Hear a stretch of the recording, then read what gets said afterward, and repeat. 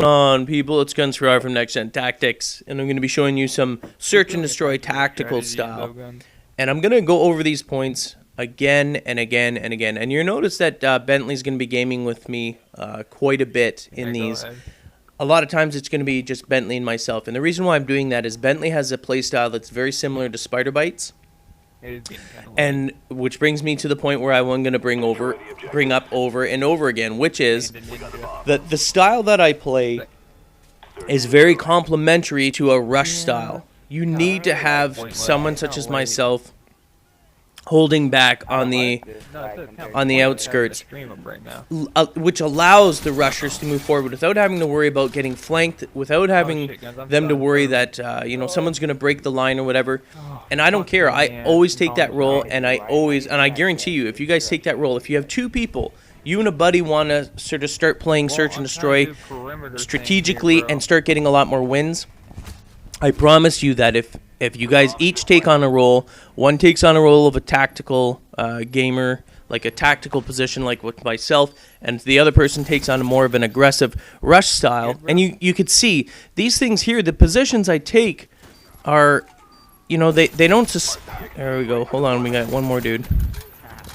There we go, taking care of business.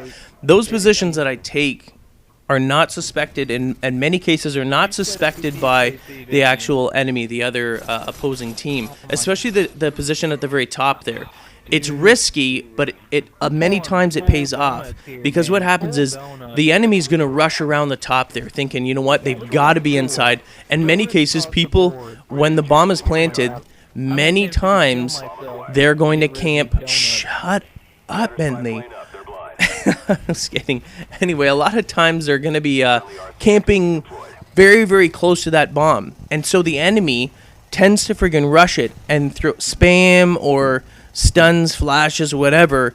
And they're able to usually get in there and kill the actual people defending the bomb. So what I do as a general sort of strategy is I remove myself from that area. Not on the opposite side of the map, but on a laneway or something that leads to that bomb. Something that leads, which is that back laneway there. And by hiding in that area, I'm actually... I think, do I get this guy?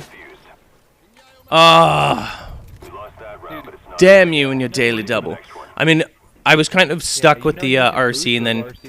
Yeah, and then Bentley's like, you could boost it, which would have been a lot more helpful. And that split second, honestly... If I actually had boosted that RC car and got it to that dude faster, I probably would have been in the game quicker, and likely it would have killed that guy that was defusing. But such is life. You can't always do that. It was an error on my part, which will not be repeated. That being said, when we play, I think Bentley's being frustrated here. He actually later on starts getting into it, but you can't always be on top of your game. I mean, that's just reality, right? I mean... It would be great if we could always dominate, but that's not going to happen. So again, just maintain a position in an area that is effective at defending the bomb carrier, but at the same time, kind of not the most obvious spot to be in, because if you're not... I think I get Bentley killed here. I fired my weapon off, and so the sniper... He's all pissed because I fired my weapon, and their team was friggin' positioned up there. Heard my shot, came out, and actually shot Bentley instead of me because I had cover. You watched me die. You watched me die. What kind of soldier are you? Yeah, he wasn't. I don't know. I think it's actually kind of funny. Anyway, so when you're doing this, you don't always have to. Now, this is a route that I always take. So I'm working, when I play this game, I like to work heavily.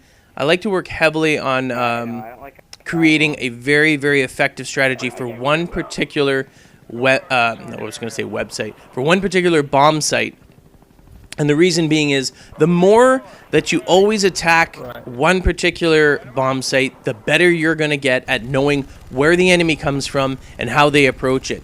Because you want to do it as many times as possible. each time you play a different team in this game, they're going to hit it likely a different way, but you're going to get patterns. You're going to be able to establish general patterns that most teams do, and it's those general patterns that are going to allow you to get a lot of kills. Oh my god, I totally fail with so many of the kills. Like, just getting nothing. They're all just hiding in there, but there's nothing I can do about it. Damn ya. I mean, this is when the gunship comes in handy. You get the gunship, now that is sweet, because at least you can maneuver it. You got the missiles and everything. Oh well, what can you do? What can you do? So anyway, it's establishing those general patterns that are going to allow you to actually get most of the kills in most of the games. You are going to come across teams that are highly skilled. You're going to come across, you know, I'll use the term MLG loosely here. Not true MLG, but, you know, more competitive teams. Teams that are polished, teams that practice together all the time. Or even individuals that show a tremendous amount of natural talent. And you're going to see them, you're going to come across them, and your strategies are not going to be effective against them. Because they don't think and play the way that normal gamers play. Like, there was you know that position here. I'm going to show you the position, hopefully here, that I normally take. A lot of times I'll throw a stun or something across here, but I've found that I don't actually need to do that. Now I take this and I look down the laneway, but particularly to the right. You can see that cover there. I always look for little heads that are popping up on the top there. Right where I am right now, to the side there, that's usually where I'm going to actually see someone popping their head up. Come on now. And you know what? This is something I don't normally do, and this is why I don't like rushing. You get someone that's pure camping in the back. I mean, that guy's not even doing anything. There's a difference, and I know some of you are going to argue that there isn't, but there's a difference in what I do and what that person does. That person was hiding like a scared little girl in the back, doing nothing. All they were doing was hiding in the back. There was absolutely zero purpose that that person served. You know what I mean? Other than looking for someone aggressive, which normally isn't me. So it's kind of funny that I got killed by rushing into the back there. But all they're doing is staying in their spawn area. And on offense, that doesn't make sense. Hell, it doesn't make sense on defense to stay in your spawn area. You want to be somewhat in a strategic position. The areas that I, you know, quote, camped were in laneways where I knew that the enemy would travel through to get to the bomb. Whereas the back there was just more of a, you know, a search party. Someone searching around looking for the little parasites. You know, then that guy would actually get some kills, which is what happened. I was the guy searching, and normally I would never do that. Anywho, so this is where I'm going to come down. Hopefully I see a guy there. This is, I wanted to point out, normally it would be on the right side behind that stuff. There's no one there. I have another launch video, search and destroy, where you're going to actually be able to see it. You're going to be able to see someone popping their head up there. Whenever you come around that corner, that's exactly what you got to do. You got to be careful, though, with what I was doing there, going down to the bottom. A lot of times the players, and these are the slight variances, and this team never did it, but there's slight variances where a smart gamer coming down this laneway here will chuck a grenade down there, knowing that there's someone like me trying to get to that front point and actually watch. A lot of times there will be gamers that stay on the other side of that bomb where it's safer near their spawn side on the defense side. I like to push up to that confrontation line, the line where, you know, the point in which the opposing team and your team sort of collide. It's that border, the border. Oh goodness! Every time I move forward, you know what I mean?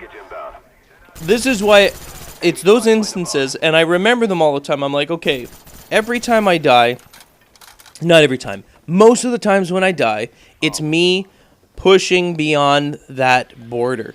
And the border, to me, there's no need to actually break that border. I'm on defense. I don't need to hunt down the enemy. The enemy has to come to me, in order to plant the bomb and win. I'm all about the objective. So in search and destroy, remember, ignore the bull crap and the whiners out there talking about how, oh, you're camping, blah, blah. On defense, that's exactly what you should be doing. If you're not camping the bomb area there, you know, I mean, you don't have to, but I'm saying it's a smart tactical gameplay. That's exactly what, and there should be no whining. If they do that, mute. Mute, and they're an idiot. And usually it's just a whiners because you kick their ass and they suck at this game. They think that they're king shit, but they're not, so. All right, let's go into another one. Same map. Here we go, launch. I'm not sure if it's some members of the same team. It could be close. We played quite a few games last night. We stayed in with a bunch of these guys because there was actually, for the most part, it was just Bentley and myself. Earlier on in the evening, it was Bentley, myself, and Fisher. But these guys, there were some fans in here, so we didn't want to leave, and we just, I don't know, whatever. They voted to play this one again. I don't know why. They lost. All right, so this is going to be a good point here. This is exactly where you're going to be able to see someone stopping, going behind that cover up on the right side. Oh, dude, I'm wasting time. Come on, come on, come on. Oh, my God, not a good place to be doing that either. So I know, instead of moving forward, because I paused there for a second, that confrontation line I knew would actually come up. And that's another thing that I do, too, with the... you should be behind it. Ready? There we go. So that's what I was talking about. They like to use that cover there. They like to go behind that. So just be aware of that when you're coming up. If you're going to do what I'm doing there, make sure that you check. It's very difficult to see their head popping up from there. So make sure you got a keen eye when you're coming out through there. But watch for frag grenades. Frag, Semtex, whatever. It doesn't really matter. Just keep your eyes peeled because someone rushing from their side there could easily have chucked something right down to where I was. And if they cooked it perfectly, there's no way that you can escape it. Alright, what are you talking? He was right around the corner. Bentley was trying to pinch him. Anyway, so the same thing. And you'll see, I repeat the same thing, just like anyone else. And I do this not just because of like, hey, it worked every time. I'm doing it over and over again. This is still early for me in terms of, oh goodness, friggin' destroyed my RC. In order to establish effective game plans, I have to do the same thing over and over again. I've got to see if it works consistently. I got to see when I get killed. I'm more concerned about where I get killed. I actually do want to die. Now, I know it sounds strange, but when you die by doing the same thing over and over again, you're able to perfect it. Only when you fail can you perfect what you've been doing. Only when you fail.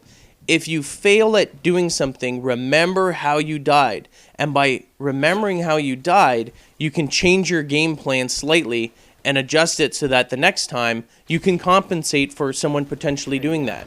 And then when you play, as you're going on, and this is how you perfect your gameplay, as you're going on playing Search and Destroy, or any game for that matter, you remember how you died. You know what I mean? You remember that there was someone threw a frag, and that's why I'm saying watch for frags down here, because I've been killed when I've done that rush before with someone chucking an actual frag. So for the most part though, you will see me constantly rush. While I may have been killed by that frag, it is very, very seldom that I do get killed. The other time I've been killed before is when someone actually came up from the top, and instead of coming down this laneway, they actually dropped, and you'll see this once in a while too. They'll actually drop from the top of the launch area there where the rocket is, and drop right down the center. And usually that will throw people off, and a lot of times it's very, very effective, and you will die. But not a lot of people do that. The reason why not a lot of people do that is because, number one, they've got to breach that center line, and to just blatantly come running up there is as dangerous as well, because the defense team, a lot of people will rush that center, chuck Semtex or grenades right across that center point, and if you get a hit marker, it makes it a little bit dangerous.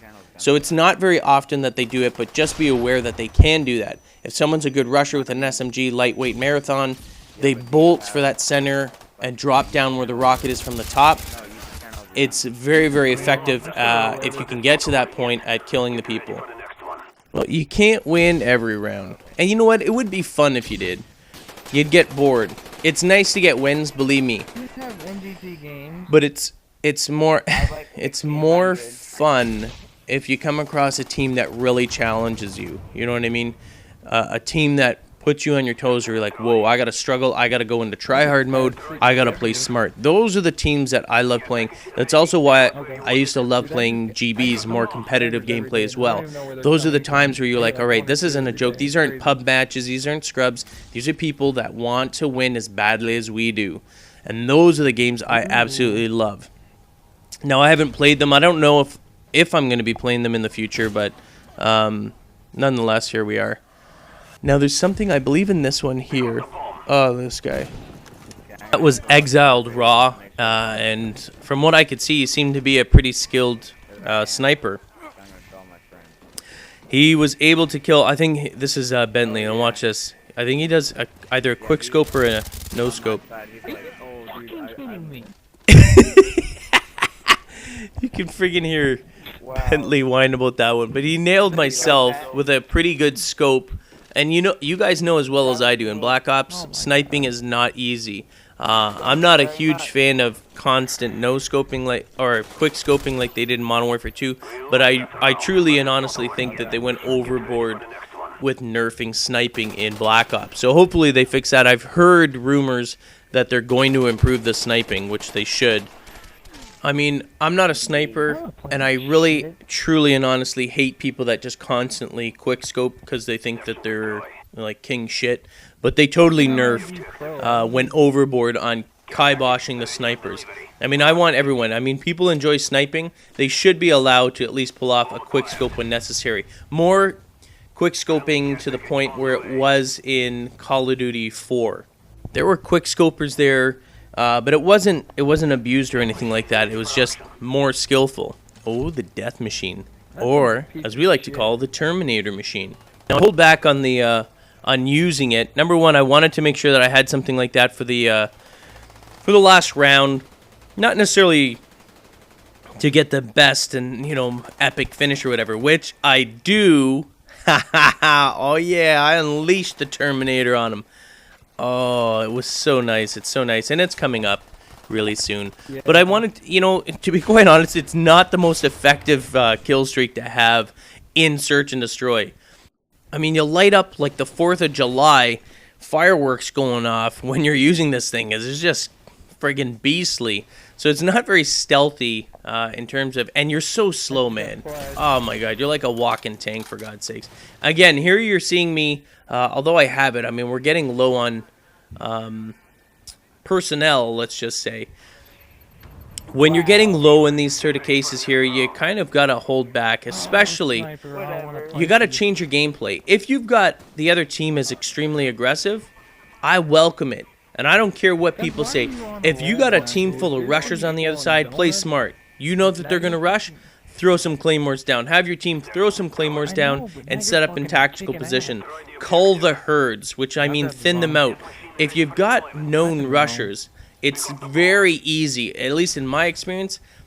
I love people that rush. You know why? Because they're easy to take care of. They think they can just go running around like crazy on these maps without any consequences. And people like me will sit there and go, you know what? Fine. Come on in here. Come and rush. Eat my claymore. Have some cream pie. And then go and take a seat on the bench because you're a dumbass. So I do that. I don't do it to camp because I want to camp. I do it because my gameplay style will change based on how the other team is. If they're aggressive, like look at these guys, they're constantly pushing. And if they're going to do that, all you got to do is set up friggin' claymores and let these guys run into them. If they weren't, if they were setting up more defensive, that would allow me to push up forward. But I'll always test the water. I'll always see just how the friggin' other team is aggressive-wise before I'll actually do that. Because, again, I like protecting the flank. Not very often I will actually grab the bomb. And I won't grab the bomb because I'm a tactical player like that. Because I usually protect the flank, I want the rushers to push forward, let them take it. Because quite frankly, not a lot of players play my style, even though it's incredibly effective and it is very, very good for your team. If you have a team, if you got a team of 2 or 3 people, one person taking this is going to let you win a lot more games if you play properly. It allows you to concentrate. You don't have to worry about it. There's the FAL. You know what? I would have loved to use that, but they kind of wrecked it, man. They friggin' kiboshed that thing. Number one, they nerfed the friggin' trigger finger on it. I have a fast trigger finger. Almost every time I use that, it locks up on me. It doesn't allow me to actually fire it. I'll be firing it really quickly, and then it locks. And it's to prevent people with turbo controllers from gaining the advantage. Okay, so same thing. We're on defense. Oh, I think this is it. Terminator finished for the win, baby. Oh, yeah. Oh, here comes the Terminator. Just a laser line of bullets. Laser line of bullets. For the win. Damn, I love that thing. You can't be just running around with that thing. I mean, that's just, you're just on their radar map. I mean, if they walk into that stream like that guy did, they're gonna die. But it's it's not the most effective kill streak, but it's a cool way to finish the game. Anyway, that's it. I'm Guns for Hire. Stay tuned, keep watching, and hopefully you guys will learn some tactical gameplay later. Terminator. Get the latest updates and stay in touch with the NGT community with our all-new Facebook application. Check the description of the video for details.